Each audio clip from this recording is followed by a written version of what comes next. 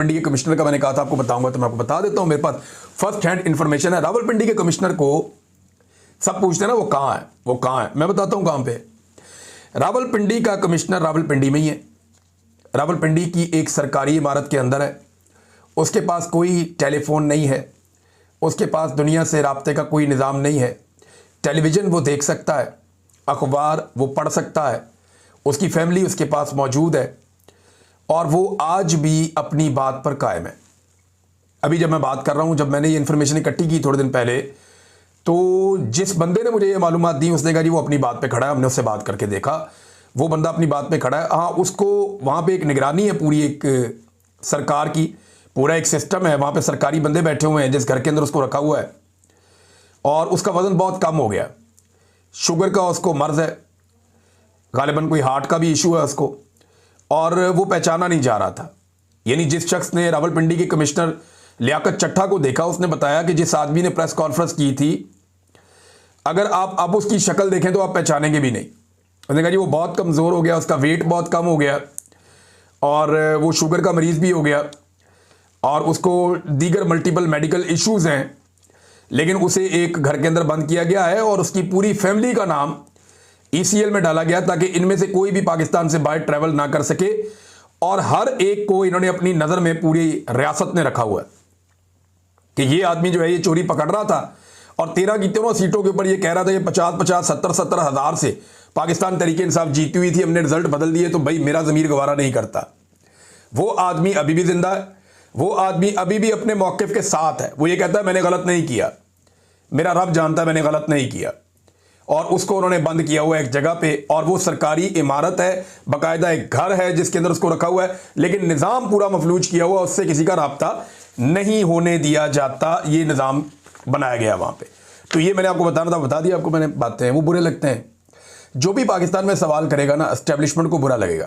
Establishment ये कहती है कि हमें आप हमारा जिक्र ना करें, हमारे कारोबार को ना छेड़ें, हमसे नहीं पूछना आपने। आप बोले सियासतदान करप्ट है, बेईमान है, 2 नंबर है। आप ये कहेंगे सहाफ़ी जो है वो कंप्रोमाइज्ड है, ये पैसा लेकर काम करता है, येलो जर्नलिज्म चल रही है, इसको गंदा करें आप। मौलवियों को आप गंदा करें कि ये जनाब अपनी अपनी 1.5 ईंट की इन्होंने मस्जिद बनाई हुई है और ये फ़िरका वारियत में पैसा बना, इनको भी गंदा करें आप। आप मौलवियों को बुरा कहें, आप सियासतदानों को गंदा कहें, आप सहाफ़ियों को गंदा कहें, आप वकला को काली भेड़ें कहें, आप अदलिया को गंदा कहें, आप जो मर्ज़ी करें। पुलिस को आप गालियाँ दें जितनी मर्ज़ी, कोई परवाह नहीं। लेकिन वो कहते हैं कि ये आपकी रेड लाइन ये है कि आपने मिलिट्री एस्टेब्लिशमेंट या उनके फैसलों या उनके मफादात के खिलाफ नहीं जाना। प्रॉब्लम ये है कि जो आदमी भी इस कॉल को तोड़ता है, एस्टेब्लिशमेंट अपनी पूरी ताकत लगा के उसकी दुश्मन बन जाती है। नवाज शरीफ साहब ने 2-4 दफ़ा ड्रामा किया कि मैं कॉल तोड़ने लगा हूँ, तो इतने मियाँ नवाज शरीफ साहब को इन्होंने झटके दिए कि मियाँ साहब ने कहा नहीं जी मेरी तौबा, साड़ी सारियां दी तौबा, साढ़े पूरे टब्बर दी तौबा, जिन्हें बूट दोगे उन्हें पॉलिश कर देंगे। मियाँ साहब ने अपना पैंतरा ही बदल लिया। जुल्फ़िकार दी भुट्टो ने ये कॉल तोड़ा तो जुल्फ़िकार दी भुट्टो ने आखिर में जाके तोड़ा। सारी ज़िंदगी वो एस्टेब्लिशमेंट के साथ ही रहे, तो उनके साथ देखें क्या हुआ, फांसी पे चढ़ा दिया। जब बांग्लादेश के लोगों ने ये कॉल तोड़ा तो मुल्क ही तोड़ दिया इन्होंने। जब ये कॉल तोड़ा बेनज़ीर भुट्टो ने, तो उस वक्त बेनज़ीर भुट्टो को कत्ल कर दिया गया। अब ये कॉल इमरान खान साहब ने तोड़ दिया और तकलीफ हो रही है। मैं चंद चीज़ें आपके सामने देखना ये कितना इंटरेस्टिंग है।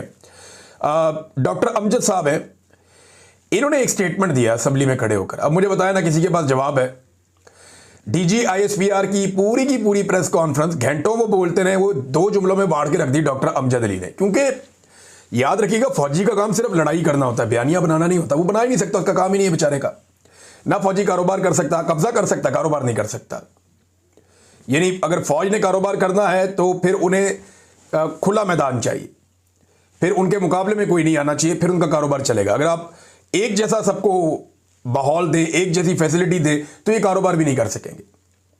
जहां मुकाबला आ जाएगा वहां फारिग हो जाएंगे। तो ये अब इसमें ना डॉक्टर अमजद अली साहब का बयान, उन्होंने कहा 3 घंटे में आपने खबरें चलवा दी और दावे कर दिए कि 3 घंटे में अफगानिस्तान की 36 चौकियों पर कब्जा कर लिया गया। अब एक चौकी पे दर्जनों लोग होते हैं, तो 3 घंटों में आपने 36 चौकियों पे कब्जा कर लिया। कौम ये जानना चाहती है कि 3 महीने में आप बाजोड़ से सिर्फ 500 दहशतगर्दों को क्यों नहीं निकाल सके भाई? अब ये सवाल का जवाब देना कोई। गुड़ तालिबान कह के उनको लेकर आ गए, कि जी मुज़ाकरात करने हैं, बात करनी है, गुड तालिबान कह के उनको ले आए, उन्हें गैर मुसल्ला भी नहीं किया, लाकर उनको बिठा दिया कि जनाब पाकिस्तान तरीके इंसाफ की मंजी ठुक जाएगी। अब हुआ ये कि वो गले पड़ गए। 3 महीने में आप उनको वहां से नहीं हटा सके। 3 महीने तो कम टाइम बताया, लेकिन इससे ज्यादा 500 तालिबान कंट्रोल नहीं हो रहे या टीटीपी कंट्रोल नहीं हो रही, दहशतगर्द 500 कंट्रोल नहीं हो रहे, और उधर 3 घंटों में 36 चौकियों पर कब्जा कर दिया। अब ये सवाल पूछा, सवाल तकलीफ तो देगा।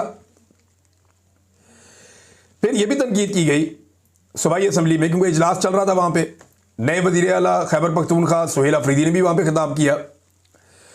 खून रेजी के बाद मुज़ाकरात करने पे भी तनकीद की गई कि जनाब इमरान खान आपको पहले कहता था कि मुज़ाकरात करो अफगानिस्तान के साथ, तब आप जिद कर रहे थे, तब आप फतवे बांट रहे थे गद्दारियों के, बगावतों के, मुल्क दुश्मनी के, और अब आपको मुज़ाकरात करने पड़े हैं।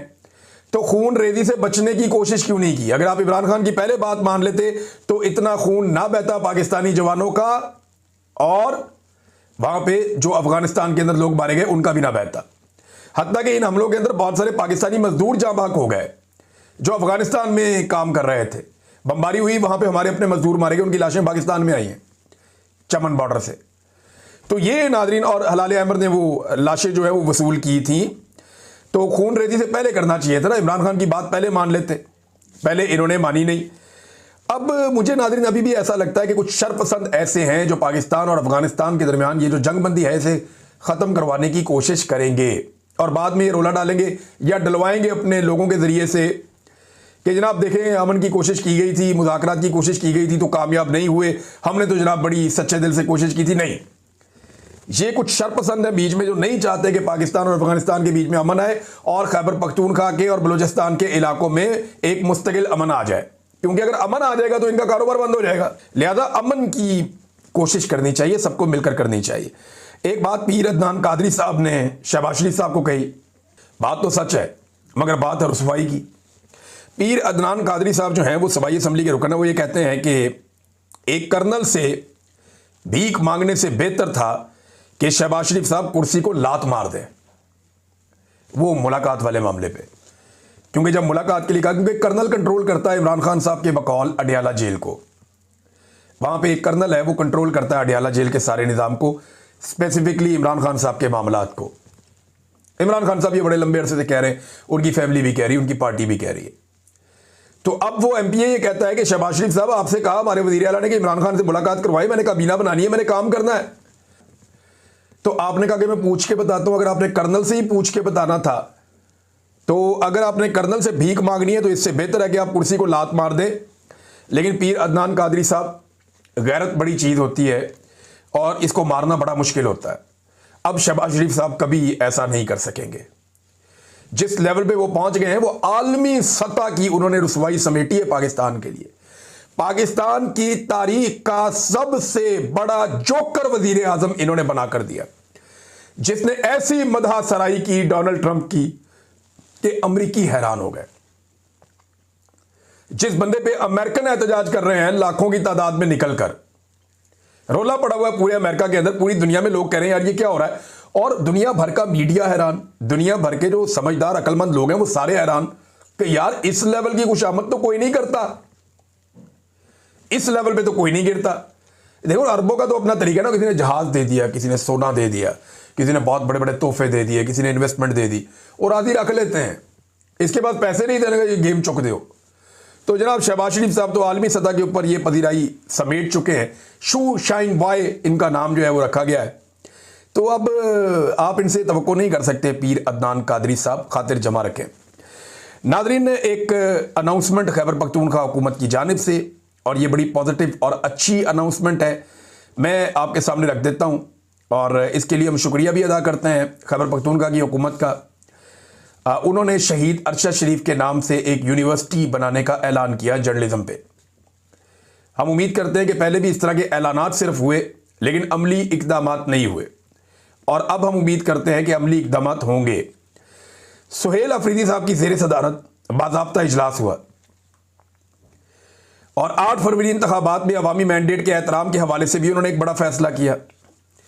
उन्होंने कहा जो ब्यूरोक्रेट्स खड़े रहे और डट गए और उन्होंने नाइंसाफ़ी नहीं की और हकीकी रिजल्ट्स जारी किए, उन्हें रिवॉर्ड किया जाएगा, उन्हें शाबाश मिलनी चाहिए, क्योंकि देखिए जितने भी खैबर पख्तूनख्वा में वो ब्यूरोक्रेट थे ना, उनको खुट्टे लाइन लगा दिया गया। एस्टेब्लिशमेंट ने धांधली की पूरी कोशिश की। खैबर पख्तूनख्वा में कई ब्यूरोक्रेट भी डट गए थे कि इससे ज़्यादा हम नहीं कर सकते, वन साइडेड वोट पड़ा है, क्या कर रहे हैं।